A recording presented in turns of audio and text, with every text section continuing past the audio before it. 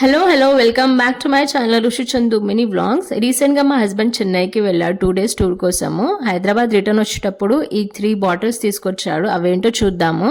First అయితే గోంగూర తొక్కు, గోంగూర పిక్కలు 400 గ్రామ్ ఉంది.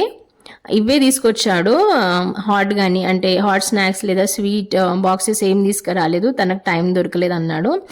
నెక్స్ట్ ఏమో వత కులంబు పేస్ట్. గూగుల్ ఆర్టిఫిషియల్ ఇంటెలిజెన్స్లో సెర్చ్ చేస్తే ఈ పేస్ట్ని చింతపండు ఇంకా డ్రై టర్కీ బెర్రీస్తో చేస్తానని తెలిసింది. వత కులంబు పేస్ట్ అంటారు, కరెక్ట్గా ప్రొనౌన్స్ చేశానో తెలీదు.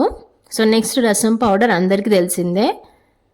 టమాటో రసంలో కానీ లేదా పప్పు చారు చేసినప్పుడు కానీ సాంబార్ చేసినప్పుడు వేయచ్చు.